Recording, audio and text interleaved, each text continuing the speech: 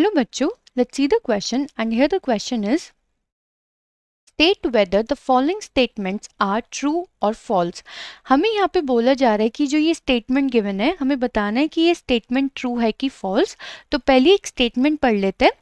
The slope obtained by drawing a tangent at time t on the curve for the concentration of reactants versus time is equal to instantaneous rate। तो यहाँ पे हमसे बोला जा रहा है बच्चों कि अगर हम स्लोप ऑब्टेन करते हैं by drawing a tangent at time t on the curve for the concentration of reactant versus time is equal to its instantaneous rate और नॉट। तो हमें बताना है कि ये स्टेटमेंट ट्रू है कि फॉल्स। तो चलिए बच्चों देखते हैं यहाँ पे की कॉन्सेप्ट फॉर दिस क्वेश्चन। यहाँ पे बात हो रही है कर्व की और वो कर्व कौन सा बोला जा रहा है, concentration of reactant versus time. तो अगर हम वो कर्व ड्रॉ करें यहाँ पे बच्चों तो की कॉन्सेप्ट में हमें पता चलेगा। तो ये जो हमारी एक्स एक्सिस है ये हमारी y एक्सिस है। तो अगर हम x एक्सिस पे देखें तो हम क्या डिनोट करते हैं, यहाँ पे हम टाइम डिनोट करते हैं। y एक्सिस पे हम डिनोट करते हैं concentration of reactant in moles per litre. ठीक है।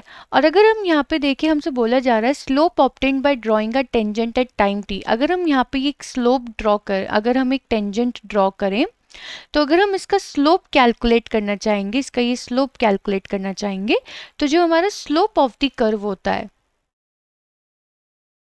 Slope of the curve in such cases वो बराबर होता है हमारे इंस्टेंटेनियस रेट के। वो कैसे? क्योंकि बच्चों जो हम slope of the curve find out करते हैं वो हम कैसे फाइंड आउट करते हैं, वो हम फाइंड आउट करते हैं intercept along ordinate divided by intercept along abscissa. So basically अगर हम देखें इंटरसेप्ट अलोंग ऑर्डिनेट यानी कि अलोंग द एक्स एक्सिस तो वो हमारा कैसा होता है डेल्टा एक्स यानी कि चेंज इन कॉन्सेंट्रेशन एब्सिसा, तो दैट इज डेल्टा टी।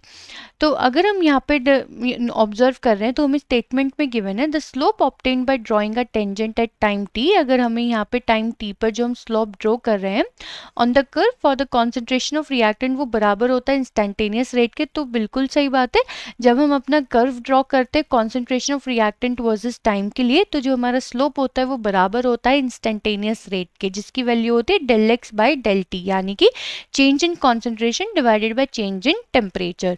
तो अकॉर्डिंग टू दैट स्टूडेंट ये स्टेटमेंट कैसी हो गई है हमारे लिए ट्रू। आई होप बच्चों आपको ये क्वेश्चन समझ में आ गया होगा। Thank you.